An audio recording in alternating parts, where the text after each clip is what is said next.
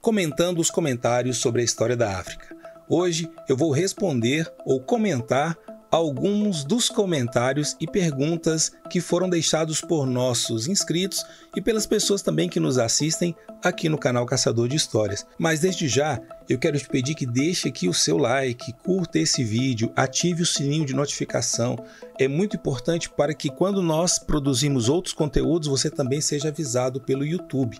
Torne-se uma apoiadora e um apoiador do canal Caçador de Histórias. Eu vou deixar aqui na descrição do vídeo e também aqui na tela o link do Apoia-se para você fazer parte deste projeto, para que nós possamos conseguir levar conteúdos de qualidade para mais pessoas e para mais lugares. Venha fazer parte desse projeto. Agora, vamos para as perguntas. E a primeira pergunta que quero responder é do Mr. R. de Assis. Ele deixou um comentário no vídeo Os Primeiros Africanos Escravizados pelos Portugueses. Ele deixou o seguinte comentário: o que aconteceu com esses escravos indo para a Europa? Vieram para o Brasil ou para a colônia, ou permaneceram em Portugal? Bom, é importante entender que neste vídeo eu falo como foram as primeiras capturas de africanos para serem escravizados, lembrando que os portugueses foram os primeiros a implementar esse tipo de prática através das navegações na costa do Atlântico, abaixo do Cabo Bojador, na região da Senegâmbia e descendo para o que eles conheciam como África Negra. É importante entender que a primeira leva de escravizados vai justamente para Lagos, em Portugal, e esses escravizados, eles realmente viveram em Portugal. Eles estiveram em Portugal. A primeira captura de escravizados já foi em 1444. Brasil só viria a ser ocupado pelos portugueses 60 anos depois. Então é importante entender que Portugal, durante um bom tempo, se utilizou sim de mão de obra escravizada dentro do seu próprio território. E apesar de muitos quererem negar, é inequívoco que Portugal utilizou dessa mão de obra escrava no seu próprio território. Mão de obra escravizada, na verdade. Então, o que aconteceu com os escravos indo para a Europa, durante esse período de quase 60 anos, eles foram utilizados sim dentro do território português. E sobre isso, eu vou deixar para vocês alguns links de artigos na descrição do vídeo para que vocês possam consultar e confirmar essas informações. A segunda pergunta que gostaria de responder ou comentar é a do Denizan.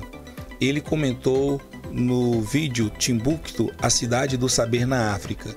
Na verdade, ele fez uma pergunta: por que a África subsaariana não desenvolveu escrita, arquitetura ou filosofia? Bom, essa pergunta sua ela é muito boa e muito importante para esclarecer algumas coisas aqui.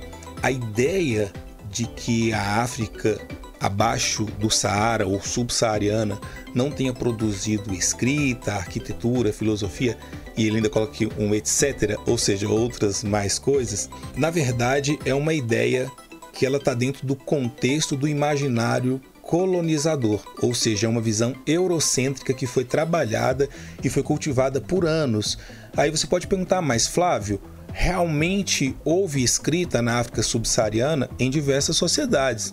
Por exemplo, a sociedade etíope, que desenvolveu um alfabeto que, inclusive, um alfabeto não, uma gramática, uma língua absolutamente fantástica, que é o ge'ez. Por exemplo, as pessoas às vezes pensam que todos os povos tinham as suas línguas grafadas ou escritas, mas nem todos. As runas dos vikings, por exemplo, só foram interpretadas no ano de 1865. Até então eram considerados povos sem língua escrita. Então é importante nós compreendermos que nem todos os povos no mundo têm a sua língua na forma grafada. Tá? E nós estamos falando da antiguidade na África. E falar de linguística na África, eu já fiz um vídeo aqui sobre as línguas africanas. Na verdade foram 2 vídeos, foram os primeiros vídeos meus, alguns anos atrás, que eu vou deixar aqui na descrição do vídeo também, posso deixar aqui no card para vocês, onde vocês podem perceber que existem diversas famílias africanas. Na África são faladas mais de 2.000 línguas, só para terem uma ideia, e mais de 8.000 variações linguísticas. Então, a diversidade de línguas e idiomas na África, ela é absolutamente fantástica. A ideia de uma África que não tinha escrita é uma ideia absolutamente eurocêntrica e principalmente cultivada por pensadores como Hegel, de que a África não tinha história, que a historicidade realmente não havia alcançado os povos africanos. Quanto à arquitetura, é absolutamente cruel pensar isso, né? Nós temos arquitetura absolutamente avançada. Você tem desde Madagascar, por por exemplo, com os seus prédios maravilhosos, criações de estruturas que nunca houve em nenhuma parte do mundo, na ilha de Madagascar, como também estruturas muito interessantes, inteligentes e grandiosas, como a do Grande Zimbábue, da qual eu já falei, inclusive, no vídeo anterior. Inclusive eu falo sobre como os europeus tentaram mutilar essa ideia de que os africanos tinham capacidade de construir cidades tão evoluídas. Então, na verdade, é mais um dos mitos que se cria a respeito da África. Sobre filosofia, é uma pergunta muito interessante. A filosofia africana, ela antecede a filosofia grega. Os filósofos gregos se inspiraram, sim, em certa medida, nos filósofos africanos. E sobre isso eu recomendo que você leia este livro aqui, Filosofia Africana, da Adjumenia Freire Machado, onde você pode tirar as suas dúvidas sobre a ancestralidade, sobre o que é realmente a filosofia africana. Mas sobre arquiteturas, ainda temos que falar de outros tipos de arquiteturas. Arquiteturas que foram desenvolvidas pelos povos Dogon, do Mali, e por outros povos em diversas regiões da África. Então é importante entender a tecnologia de construção dos africanos nas suas comunidades. Então existe sim hoje estudos avançadíssimos, inclusive na área de arquitetura mesmo. Um grande abraço, Denizão, obrigado pela sua pergunta. Quer que eu comente o seu comentário? Assista nossos vídeos e comente. E o comentário que mais me instigar, eu vou selecionar aqui pelo menos uma vez por semana para comentar o comentário, tá bom? Um outro comentário que quero comentar hoje neste vídeo é o comentário de O Povo no Poder. Exatamente, esse é o nome de usuário dessa pessoa maravilhosa que está inscrito aqui no nosso canal e deixou um comentário muito interessante no vídeo que fala sobre como a Igreja Católica autorizou a escravidão na África. Aqui é importante entender, vamos ver o comentário dele. Ele diz o seguinte: seria interessante também um vídeo sobre os papas que proibiram a escravidão, pois, pelo que pesquisei, vinha um e proibia, daí vinha outro e autorizava. Era uma desgraça total. Excelente trabalho, caríssimo irmão. Obrigado, o povo no poder e sempre o povo no poder. É importante entender que a Igreja Católica é uma instituição milenar. É uma instituição que está aí desde a metade do primeiro milênio, praticamente, até os dias atuais. Então ela perpassa um universo de situações históricas e de fenômenos históricos que estão ligados a ela. Então, quando eu falo que a Igreja Católica autorizou a escravidão, a ideia, obviamente, não é lacrar com essa situação, mas mostrar que um fato histórico aconteceu, que em um momento da história muito importante, a Igreja Católica se posicionou favorável à escravidão e à captura de pessoas da África, de seres humanos na África. E é relevante nós pensarmos que a Igreja Católica, neste momento histórico, se posicionou a favor da escravidão. Pessoal, a Igreja Católica não somente financiou, como autorizou e apoiou a escravidão. As pessoas não são católicos em Angola acidentalmente. As pessoas não são católicos no Brasil acidentalmente. Eu não estou fazendo aqui nenhum ataque à fé de ninguém. Isso é importante deixar claro. Mas para mostrar que existe um fato histórico, um fenômeno histórico que foi em que um momento específico da história a Igreja Católica foi favorável, apoiou e financiou e autorizou a escravidão de africanos e de outros povos também. Tá bom? De qualquer forma, Povo no Poder, sua reflexão é super show. Obrigado pela sua participação e continue sempre com a gente. E outra pergunta que quero responder é da Danila Cristina de Souza Prado. Ela comentou no nosso vídeo qual a religião da África.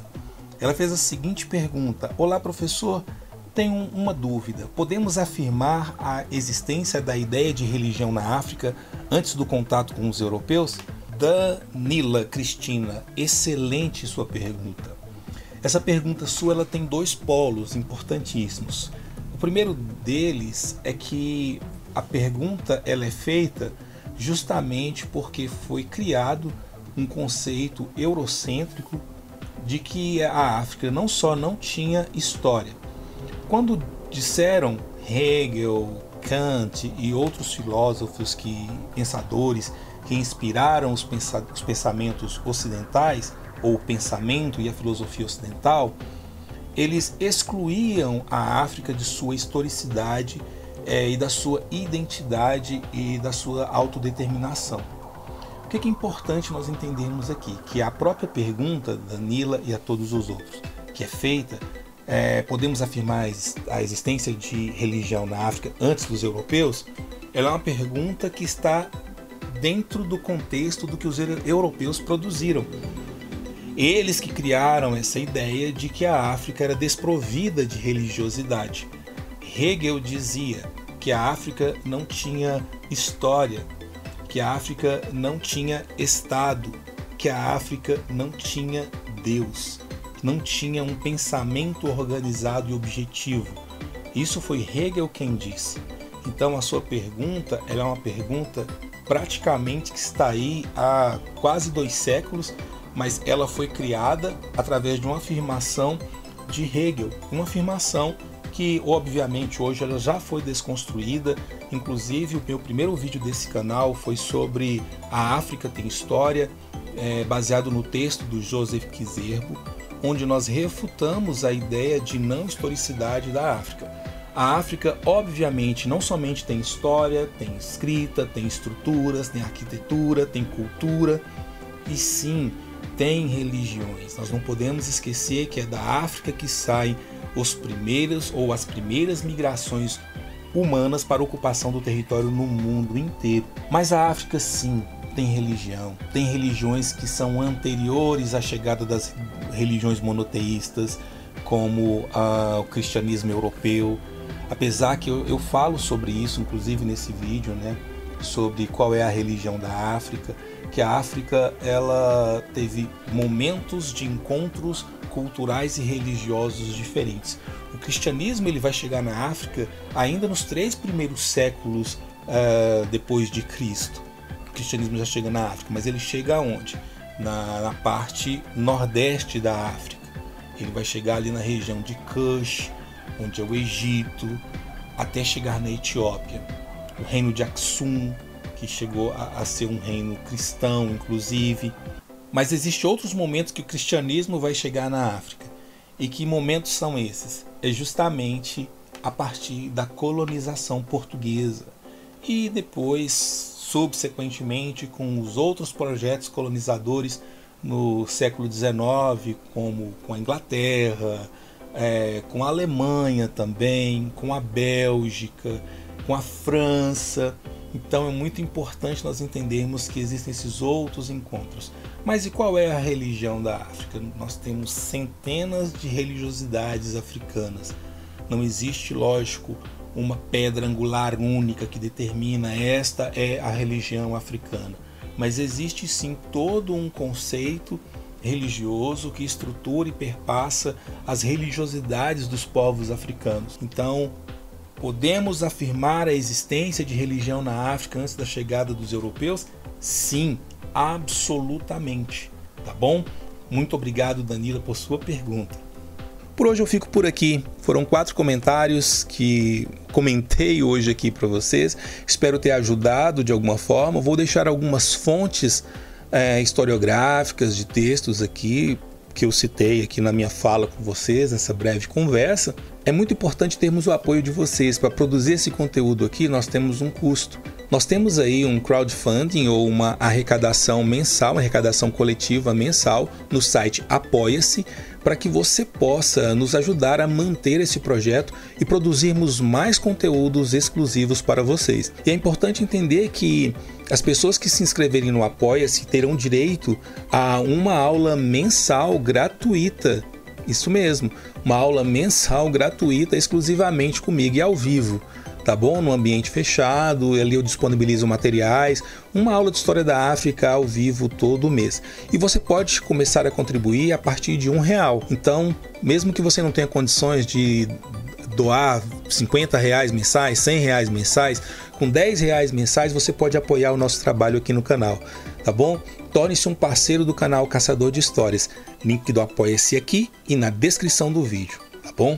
E lembre-se, tudo tem história. Tudo é história, a África tem muita história e eu vim aqui contar elas para você.